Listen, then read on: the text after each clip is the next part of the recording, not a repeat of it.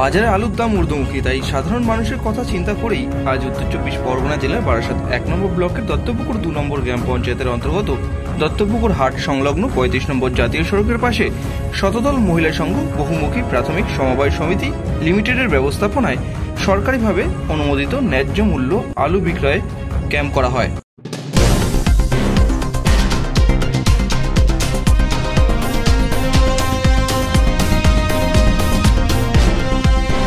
আপনারা দেখছেন নিউজ এ বাংলা, কারো পক্ষপাতিত্ব নয়, জনগণের স্বার্থে নিরপেক্ষ খবর করতে আমরা আছি আর থাকব।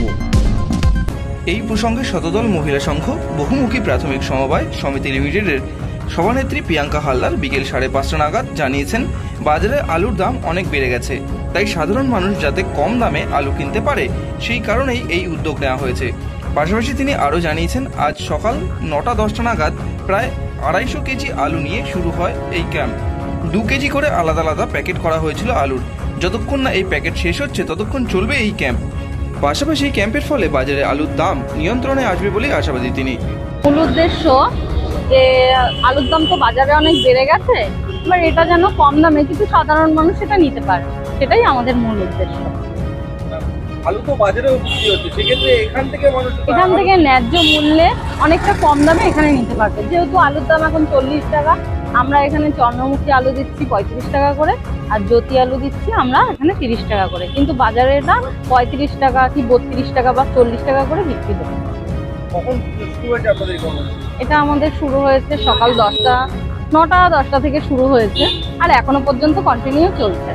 বাজার তো আনুমানিক রাত্রি 8টা-9টা পর্যন্ত চলছে। হ্যাঁ, আপনারা কতক্ষণ থাকছেন মানুষের কাছে? আমাদের ইচ্ছা আছে যে এটা যত সময় না শেষ হবে, এটা মানে একদম আমরা লাস্ট প্যাকেট পর্যন্ত মানুষকে দিয়ে যেতে চাই।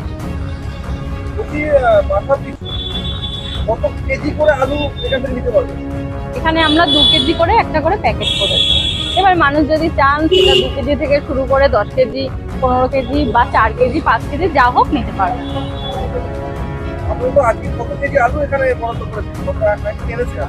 আমরা প্রায় 250 কেজি। হ্যাঁ,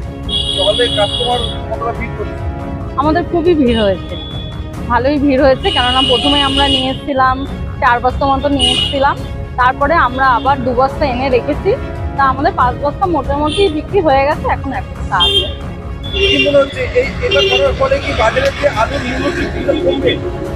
হয়তো কমতে পারে, কারণ আমরা এখানে যেহেতু ন্যায্য মূল্যে এটা করছি, এবার সাধারণ মানুষ তো আমাদের এখানেই ভিড় করবে।